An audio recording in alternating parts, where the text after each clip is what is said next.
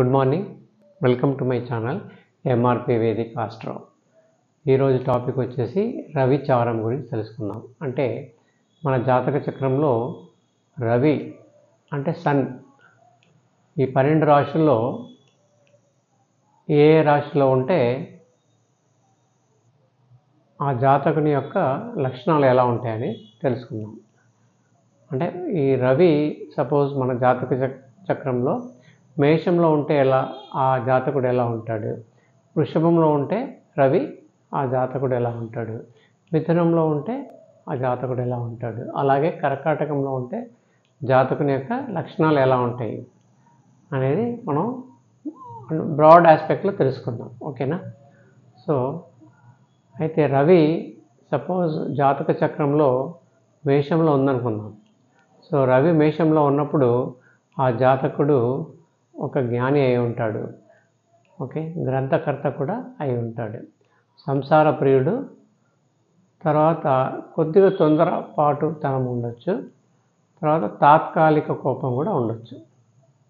Okay, అదే రవి మన జాతక చక్రంలో వృషభ రాశిలో ఉందనుకున్నాం. సో రవి వృషభ రాశిలో ఉన్నప్పుడు ఆ జాతకుడు ఎలా ఉండొచ్చు అంటే కార్యదీక్ష ఉండొచ్చు, భోజన ప్రియుడు, అలంకార ప్రియుడు, లలిత కళా ప్రియుడు. సో ఇవన్నీ కూడా లక్షణాలు ఉండే ఛాన్సెస్ ఉంటాయి. అంటే మనం కొన్ని మాత్రం చెప్పుకుంటున్నాం, అన్నీ కాదు, ఇంపార్టెంట్ థింగ్స్. ఓకే, అలాగే రవి మిథునం రాశిలో ఉంటే జాతక చక్రంలో, సో రవి మన జాతక చక్రంలో మిథున రాశిలో ఉంటే ఆ జాతకుడు మంచి మృదుభాషి అయి ఉంటాడు, తర్వాత మంచి జ్ఞాపక శక్తి కూడా ఉండొచ్చు ఆ జాతకునికి, శాస్త్ర పరిజ్ఞానము, ఐశ్వర్యవంతుడై ఉంటాడు. ఓకే, తర్వాత రవి కర్కాటక రాశిలో ఉందనుకుందాం జాతక చక్రంలో ఉంటే ఆ జాతకుడు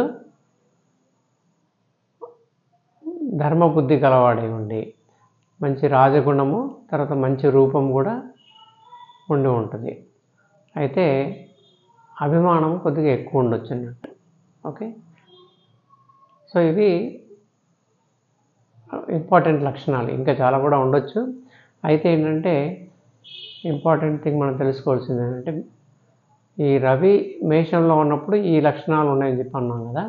అయితే రవి ఉన్నంత మాత్రాన ఆ లక్షణాలన్నీ ఉంటాయి అని చెప్పేసి బై డిఫాల్ట్ అనుకోవడానికి లేదు. ఎందుకంటే రవి ఉన్నాడు, ఓకే, రవితో ఇంకా వేరే గ్రహం ఏమన్నా ఉందా, తర్వాత ఈ రవి పైన వేరే గ్రహాలు ఏమన్నా ఆస్పెక్ట్ చేస్తున్నాయా, తర్వాత ఆ రవి ఏ నక్షత్రంలో ఉన్నాడు, సపోజ్ మేషం అంటే అశ్వినిలో ఉన్నాడా, భరణిలో ఉన్నాడా, కృత్తికలో ఉన్నాడా, సో తర్వాత అప్పుడు ఆ జాతకుని యొక్క దశ అంతర్దశ నడుస్తుంది.